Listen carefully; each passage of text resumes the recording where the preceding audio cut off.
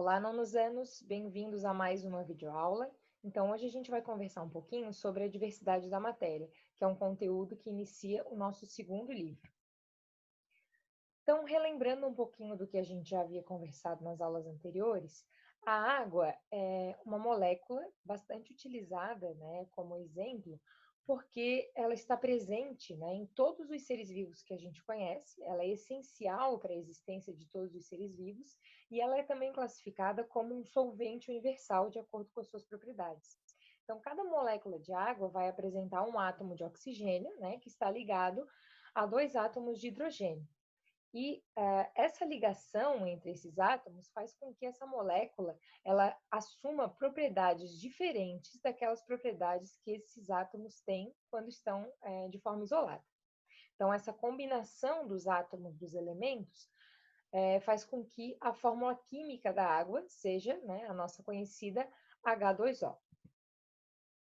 E por que que as moléculas tendem a se formar, né? Por que que os átomos, os elementos químicos tendem a formar compostos? Porque existe uma busca constante pela estabilidade desses átomos.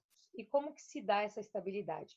Através de uma quantidade de elétrons na sua camada de valência.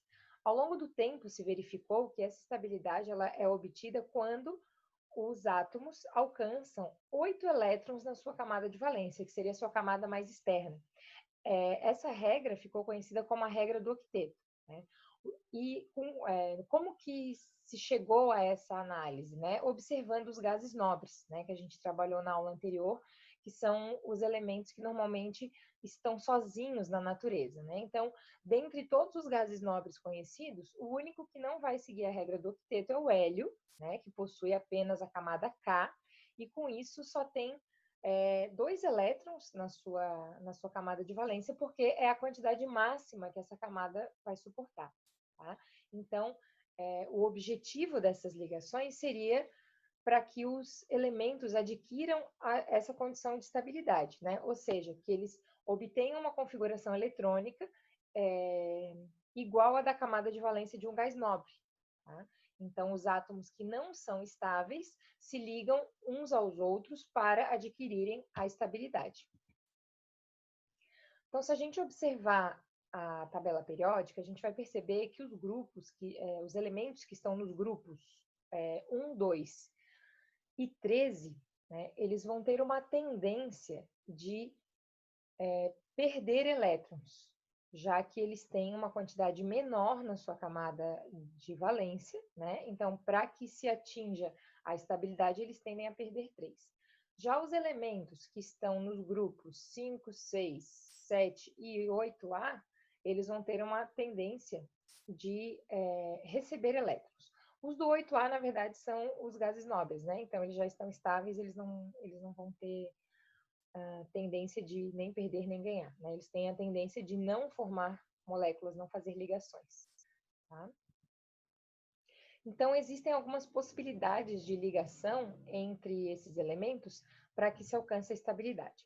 A primeira que a gente vai ver é chamada ligação covalente. O que é essa ligação covalente? É quando os elementos eles compartilham elétrons. Então, os átomos que tendem a receber elétrons, eles se ligam, né, e compartilham, ou seja, utilizam, né, esses elétrons ao mesmo tempo. Então, esses elétrons vão estar orbitando os dois núcleos ao mesmo tempo.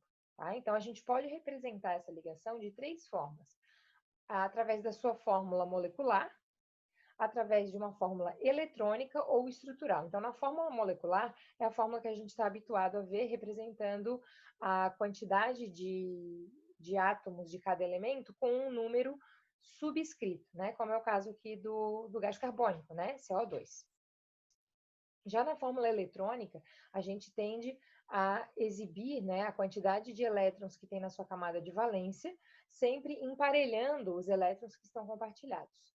E na fórmula estrutural, essas ligações são representadas por tracinhos, né? Então, cada ligação, ou seja, cada elétron que está sendo compartilhado, corresponde ao tracinho que é apresentado. Então, no caso do gás carbônico, como cada oxigênio compartilha 2 elétrons com cada carbono, nós vamos ter uma ligação chamada de ligação dupla, né? Por isso que são dois traços, tá? Então, a gente pode ter, né, uma simples ligação, quando a gente tem apenas um elétron que está sendo compartilhado. Nós podemos ter uma ligação dupla, que foi o caso que a gente viu agora, ou até uma ligação tripla. O segundo tipo de ligação que a gente vai ver é a ligação iônica, que vai acontecer sempre quando a gente tem interação entre íons de cargas opostas, né? Vocês já estudaram que as cargas opostas, elas tendem a se atrair, né? Então, como que isso vai acontecer? A perda de um elétron vai levar à formação de um íon positivo, que a gente já viu que é chamado de cátion.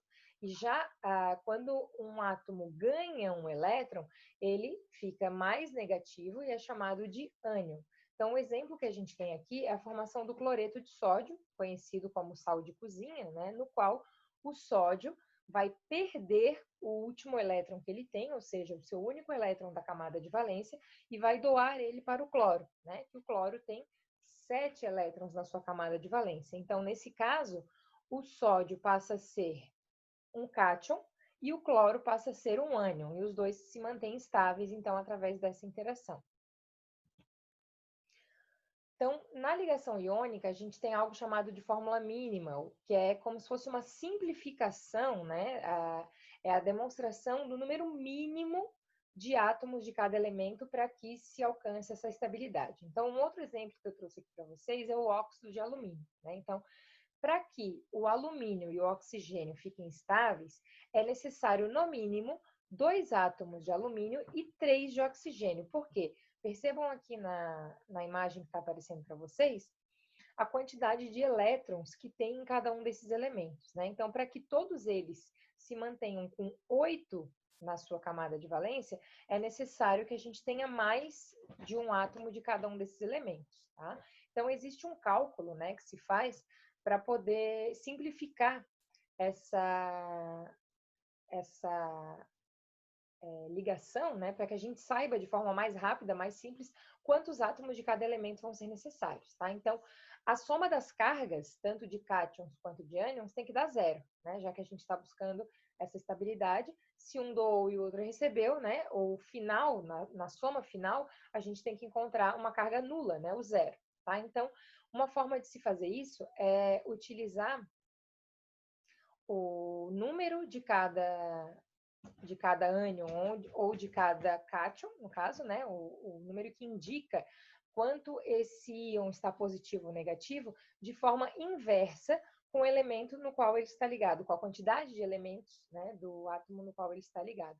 Então, por exemplo, aqui, como o alumínio fica positivo 3 vezes e o oxigênio negativo 2 vezes, percebam que é exatamente o oposto à quantidade de átomos, né? Nós temos 2 átomos de alumínio para 3 de oxigênio, tá? Então, é o inverso das cargas. Por isso que essa fórmula está representada daquele jeito que aparece aqui embaixo para vocês, tá? Então, o Y, né, que seria o valor da quantidade de átomos dos cátions, vezes a sua carga, né, mais a quantidade de átomos do ânion vezes a sua carga tem que dar zero, tá? Então, essa soma tem que sempre dar nula. O último tipo que a gente vai ver é a ligação metálica, tá? Então, a ligação metálica, ela vai ocorrer entre elementos classificados como metais, tá? Então, vocês já estudaram em outros momentos que os metais são ótimos condutores de eletricidade porque possuem muitos elétrons livres, né? Essa é uma propriedade desses materiais. Então, por que esses elétrons são classificados como livres? Porque existe pouca atração dos elétrons da última camada pelo núcleo, tá? Então, essa atração, ela é fraca. E com isso, quando um átomo de metal se liga a outro, a gente tem a formação de uma nuvem eletrônica. Por quê?